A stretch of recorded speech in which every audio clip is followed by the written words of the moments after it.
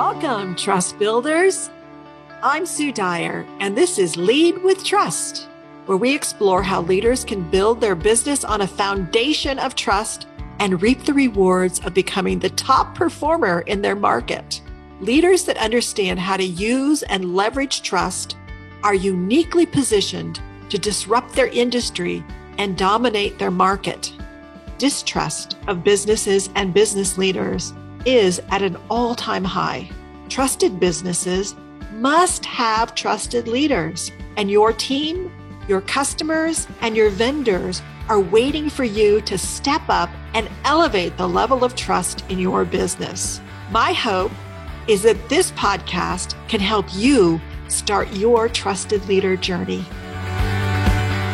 Hey, Construction Nation, this is Sue Dyer, and welcome to this episode of Lead with Trust, where my guest today is Alex Barthet. And Alex is a construction attorney in South Florida. And he also has a podcast called The Lean Zone, which is how I met Alex when I was on his podcast. And he was on my podcast. I had the Construction Dream Team. And I really thought Alex was top notch and really cared about his clients, the industry, and in trying to really help. So last month, I saw that Alex was pulling together a whole bunch of people in the industry to talk about the escalating prices that are happening on projects right now due to inflation and also because of the supply chain issues. And of course, they're also creating delays on projects as well because we can't get things and that delays the entire project. And how are we dealing with that? How can we deal with that? So I invited Alex to come and share all of his ideas and tips and what he sees overall in the industry, what's happening with regards to the price escalation. So that is what we're going to listen to in this episode. And if you want to check out a little bit more about some of the ideas and suggestions Alex has, check out the newsletter for episode 38, Alex Barthet. And you can catch that at sudico.com/ just at the homepage. And there's a little button that says get the newsletter. So just you can get it there. Okay. And let's listen in to Alex and our discussion about all of the escalating prices. Well, hi, everybody. This is Sue Dyer, and we're on another episode of Lead with Trust. And today we are privileged. We have one of the leaders in the construction industry who is a construction attorney, and he is going to help us today understand more about what's happening and what we can do with all of the inflation that's happening across the country and the world. So welcome, Alex Barthet. Hi, how are you, Sue? Thanks for having me. I appreciate it. I am good. And remind me how to pronounce your name correctly. I want to make sure I say it right. Barthet? No L. Oh, no Barthet. L. I always do that. I've done that to you every time. You and lots of other people. It's okay. Okay. So Alex is in Florida, and he had a summit on LinkedIn that talked about this topic. And I thought, oh my goodness, every project I know I'm working on and every project I hear anybody talk about, this is the topic of the day. So we want to really dive in. But before we do that, I ask every person who comes on here to tell us a little bit about yourself by telling us what group did you hang out with when you were in high school? So I played water polo in high school. That's a rough sport. Yes, very rough, surprisingly rough. A lot happens underwater. And I got to experience lots of things because I would tell you that the water polo team is a lot like the rugby team in those parts of the country where they have rugby. Yeah. So they were a rough and tumble bunch for sure. So I was the good guy, but it was fun hanging out with them. That's so fun. it's probably why I like construction now. Well, it makes you tough, that's for sure. My son played rugby in college and after college, so it's a rough sport. But yeah, it probably did set you up for being in this industry. You got to be a little bit tough, huh? But Absolutely. not as tough as some people are. So I know that we're seeing inflation really everywhere, but even before the inflation started, it seemed like we were seeing cost escalations, some of it from COVID probably, and then we have all the supply chain issues too. So as we see these increases go up, what can a contractor do if the materials are escalating post bid? Right. So that's the challenge, right? So there's a pretty hard line of demarcation, right? Which is, have I signed my contract yet, or have I just given a bid and I haven't signed the contract yet? So the question legally is, how committed are you to this project and the price? We'll talk about other scenarios actually where we're seeing a lot of folks that said, yeah, I signed the contract and I gave you a bond, but I'm not doing it because I'm going to lose too much money. And they're just walking away from the job. But there are a few strategies you can take if you've already signed a contract, whether that's a binding letter of intent, whether you fully executed the contract or the subcontract, and even worse, if you've actually issued the bond. If you've issued a payment and performance bond, you're pretty committed at that point, because if you don't deliver, then the contractor or owner can make a claim on your performance bond. So the first thing that we would look at is, are there any exculpatory clauses in your contract? And surprisingly, we find some, even when you have a provision that says that there's no escalation. There may be other opportunities. I'll give you an example of one. So we have a contractor who's a mason, signed a contract in 2020. The job was supposed to be done at the end of 2021. Here we are, almost halfway through 2022. He hasn't even started yet. So we're taking the legal position that the contract is void, because look how long it's taken to just start the work. There's clearly a no escalation provision in the contract, but we're trying to find creative ways to overcome what most contracts say, which is you cannot increase the price. Okay. So what are you saying on from the folks that you talk to? Well, what I'm seeing is the owners, some of them, like even at the federal level, are acknowledging, and I'm seeing some letters of intent going out, some memorandums of understanding coming out, saying that they will, anything that's indexed, they will accept the price increases on. And then in some of the other projects where we have time issues, that's a whole nother challenge. And so we're working through trying to figure out a fair, justifiable way to either find out those things early enough so that we can try to manage the risk on the project. If you found out early enough, if you're just at the start, then you may be able to order the materials earlier, and then the owner is willing to pay you for those materials, whereas they wouldn't normally. So we've seen some of that as well. And then I'm seeing some owners being really creative and actually indexing more things than we're normally. If they can see an invoice, if they can see, then they're willing, because they know that they have. Yeah, and no one. What we're finding is that no one is surprised. No one's surprised. Everyone's expecting this. Everyone understands that it's real. So you don't have to convince anybody. I would tell you though, December, January, it still took some convincing. People were like, I don't believe you that drywall has gone up 42%. I think those days for most people are gone. So everyone is accustomed to the idea that the question isn't has it gone up? It's how much has it gone up? And are you entitled to any recourse?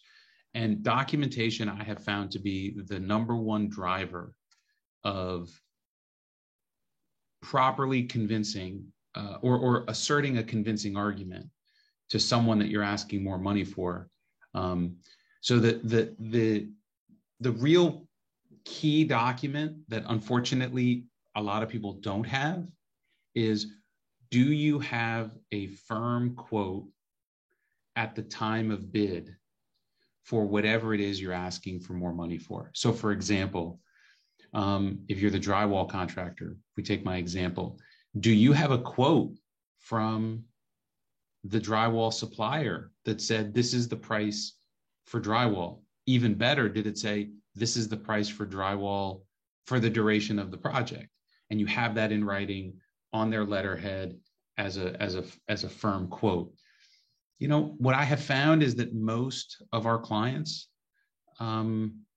they just get rough numbers on a phone.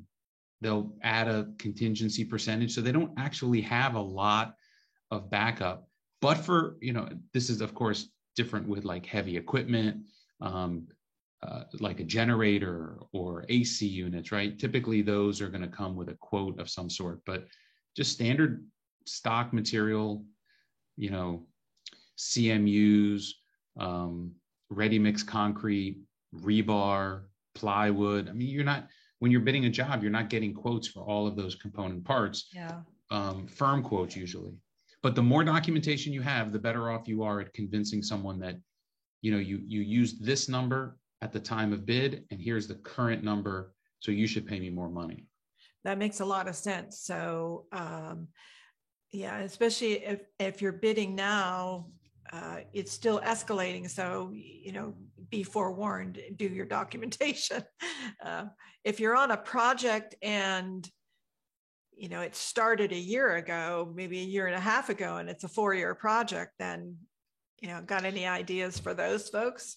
So one of the things that we have found that is most challenging is that when you go to the well, you can usually only go once. So if you're going to ask someone for more money, you got to be pretty certain it's going to carry you to the end of the job. No one wants to pay more than the contract permits more than once.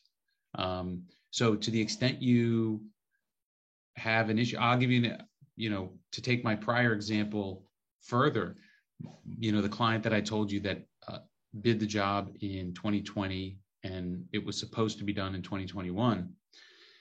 In the middle of 2021, before the job even started, where they started to see some cost impacts, they submitted a proposed change order for about $200,000, which was denied for the cost escalation. Well, currently today, that $200,000 escalation request is $550,000. Mm-hmm.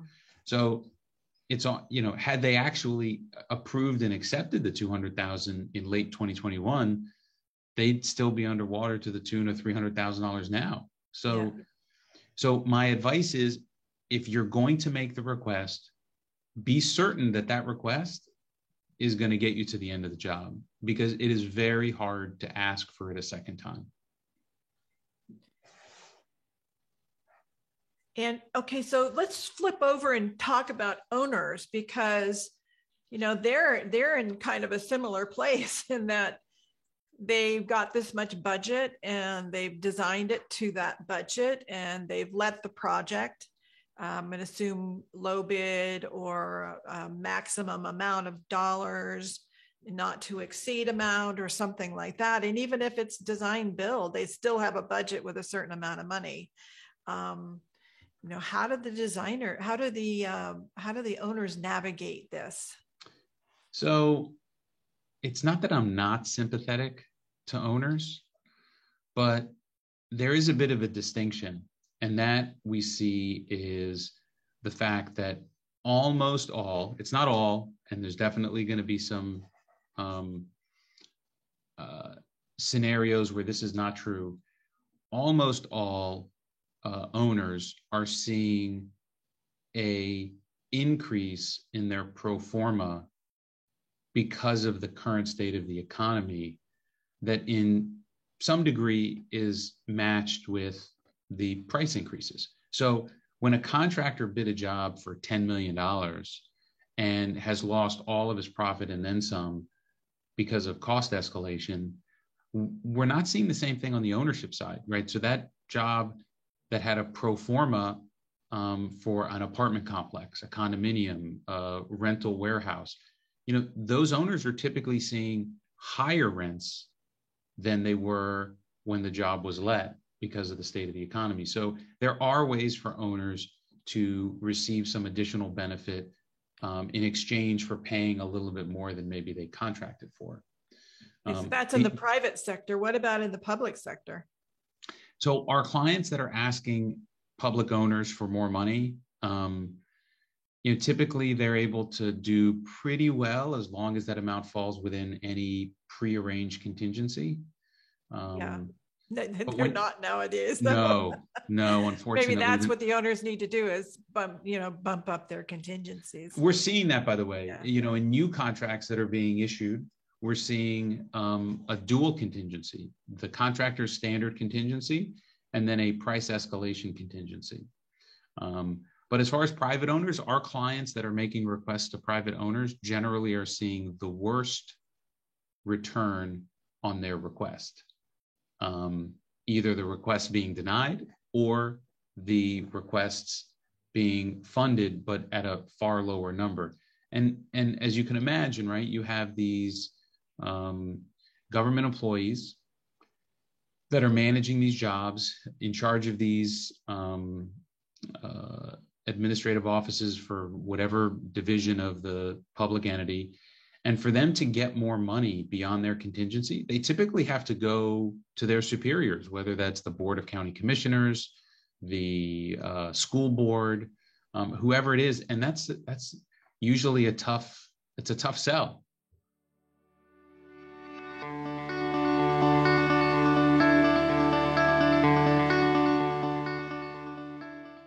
Hope you're enjoying this show.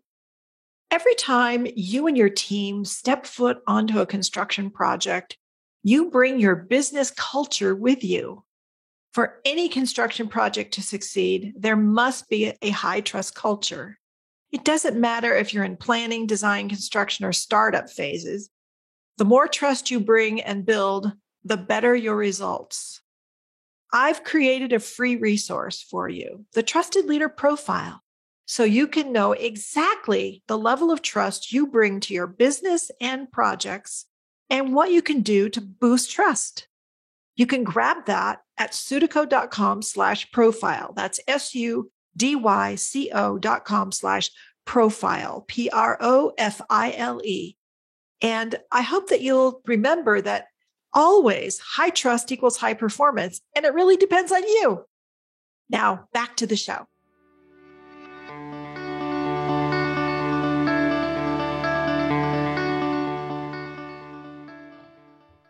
Yeah. So it seems to me that it would be smart, though, if they, and I don't see this happening, but it would be smart, given the circumstances that we're in, is that they, as a strategy, when they're dealing with their board to fund the project, that they create the dual contingency.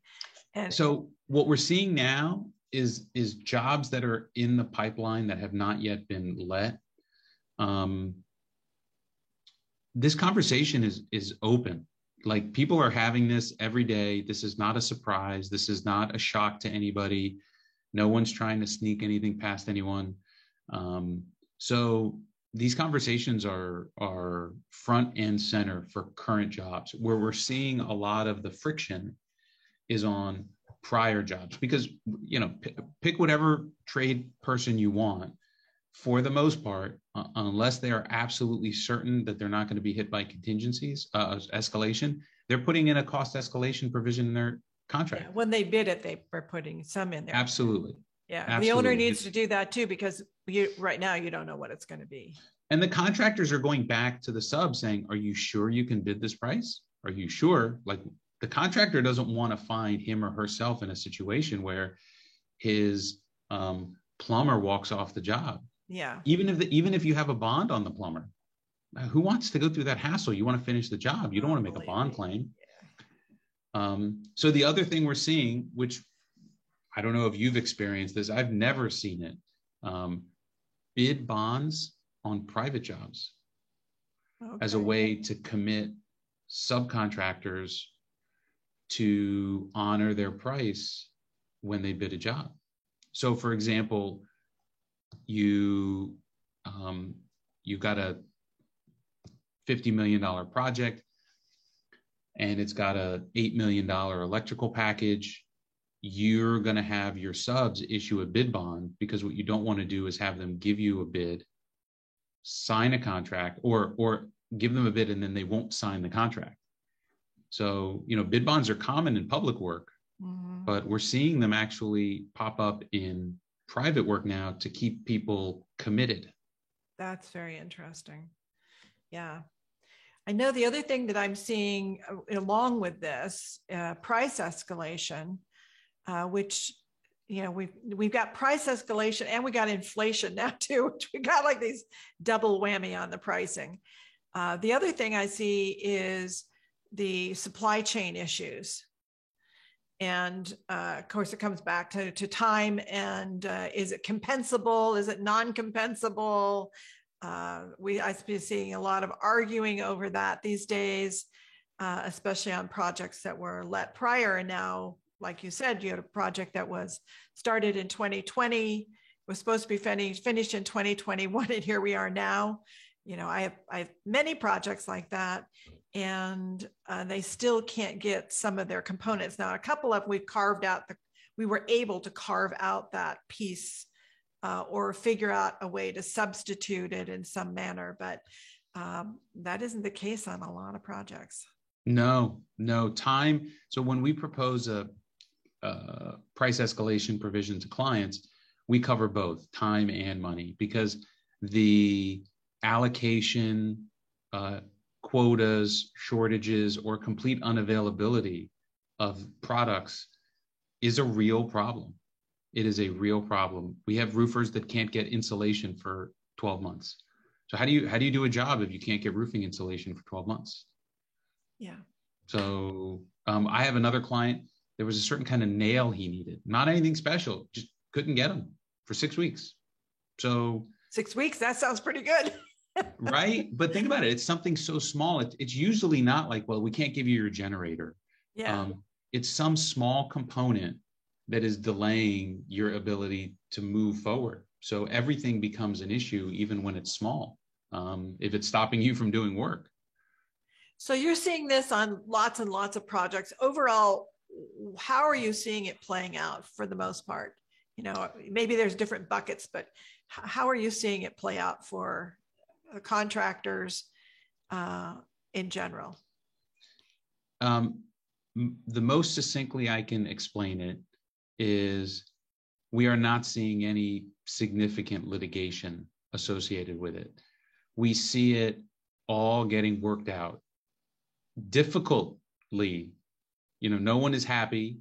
Everyone is upset, but it's like mutual assured destruction for everybody involved, all the way to the owner, right? So,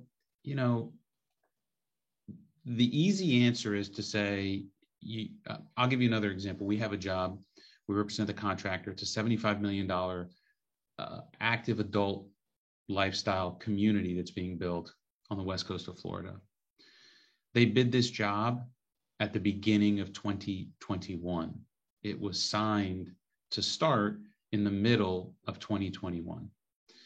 Currently, on a $75 million job, they are seeing approximately a $7 million total project-wide escalation number. And their subs, my client, the GC subs, some of them are telling my client, sue me, do whatever you want. I'm not doing this job. I can't lose money. I can't lose this much money on this job.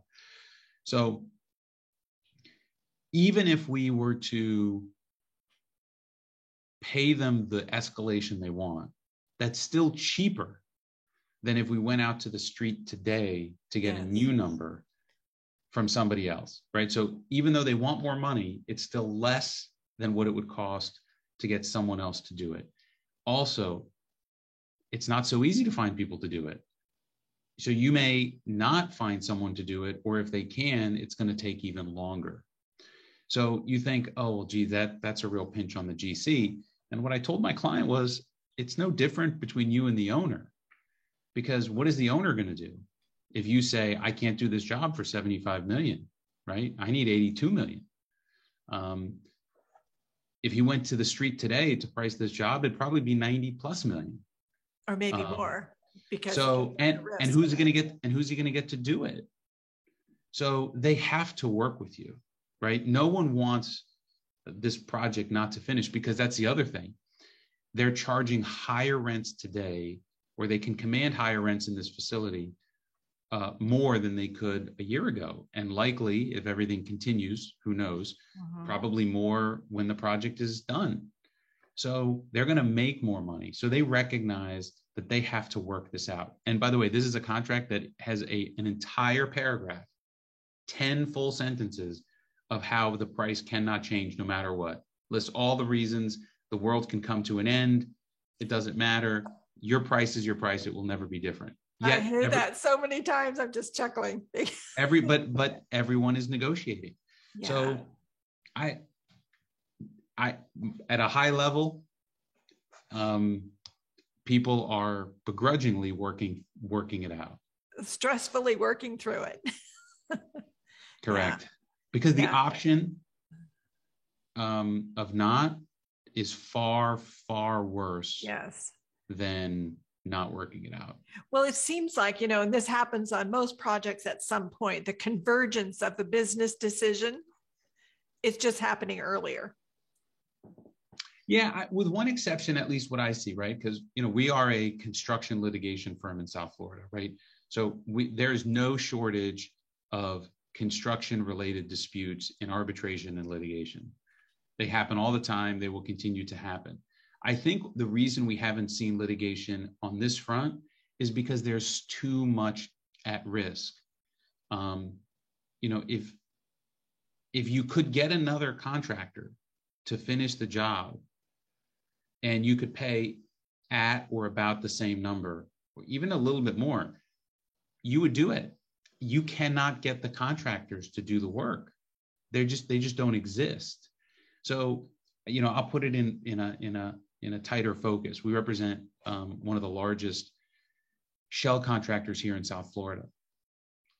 One of his suppliers, his primary concrete supplier, gave him a commitment on a multi-million-dollar shell project for ready mix, guaranteeing the price in writing through June, the end of June. Well, in March, this supplier sent an email saying, starting next week, we're increasing the price of ready mix. So we went to the ready mix supplier and said, look, here's the quote that you gave us, signed, committing to a price. They said, do what you want, sue me. We're not honoring that price. So my client had a decision to make, and it was a very difficult decision. Do I abandon this supplier and try to go with someone else? Well, he did his homework. He went to every other ready mix supplier in town. No one had capacity. Irrespective of what he was willing to pay, no one had the capacity to supply this other job. And even if they did, their price was still higher than the increased price from the existing supplier. So what are you going to do? When you're a shell contractor and you can't get concrete, you're out of business. Yeah, absolutely. So we're seeing that at every level, at every trade, all across the industry. And when you have to make those difficult decisions, you find a way to work it out. Yeah, if I could wave a magic wand, I would help us help the owners, especially sounds like the public owners, to understand that this is a real need and it's in their best interest. That can be a hard challenge in the public sector. Well, they have limited dollars. They have to be good stewards for the public money that they are overseeing. No one wants to feel like you're taking advantage of them. Everyone rightly believes, well, I have a contract. That must mean something. You weren't going to give me the money back if the price went down, right? So if the shoe was on the other foot, it's not like we would have returned, hey, the job went so well, here's $1 million back, city of so-and-so. That doesn't happen. So it's a hard sell for sure. But it's a necessary one. And Yes. when you think about the trillions of dollars that get spent in the public sector, that's going to be a big one we've got to work towards. But I have seen some public entities who are dealing with it quite effectively, and others that are saying, what changes? So, but eventually, Correct. I think they will get there. I think you're right. I don't think we're going to see litigation on it. Invariably, there's always going to be some litigation, but I think it is far less than people perceive that it will be, because it's happening on every job. So you would think you're going to have litigation on every job, but we're not seeing that at all. I have had a couple public entities mention that, gee, if we went to arbitration and we had an arbiter say that we have to pay, then we could take that to our board because they're afraid of their board or their city council or whatever it is. And it's like, that seems like a very roundabout way to get money out. Maybe you need to come up with a justification for them without having to have an arbitrator, but that would be better. Yes. No, we actually see that sometimes too in litigation unrelated to cost escalation. And that is, the ability for someone to say, well, it wasn't me, it was the judge, right? Yeah. It wasn't me, it was the jury that decided this. I didn't make this decision. So it's typically an easy way to pass the buck. Yeah. Not very expensive way. Very expensive because, what they're going to pay is going to be a lot more than they'd pay if they settled. Yeah. We both know that. For sure. You referenced, Sue, the LinkedIn summit that we had on cost escalation. Yes. What I'm happy to do for your listeners, we had some great content in that. We had sample contract provisions that we walked through, and we also had a sample letter requesting a price escalation that can be customized to whatever works for you. But it was a kind of a good start. I'm happy to share that with any of your listeners if they send me an email. They just need to send an email to Alex, ALEX, at barthet.com, B as in boy, ARTHET.com, Alex at barthet.com. And I'm happy to share the slides from that presentation where they can see the letter and the contract provisions.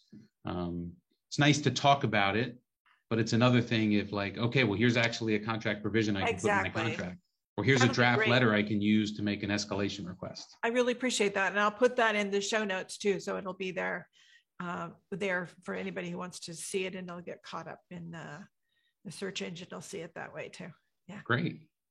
So thank you so much, Alex. I hope you'll come back regularly as you discover new things in the industry where, and give us a heads up or give us some brilliance. Yeah, when I figure out how to get everyone to resolve all their disputes without having to fight about it. Well, that's my job. So take care. I really appreciate you so much. And don't forget to listen to Alex's podcast, The Lean Zone. Right. The Lean Zone podcast. Every week we talk about very exciting topics of liens, bonds, contracts, and collections. And there you have it. Alex was there in your pocket, in your ear, as you're driving along, there to help you. I appreciate it, Sue. Thank you very much. Thank you so much.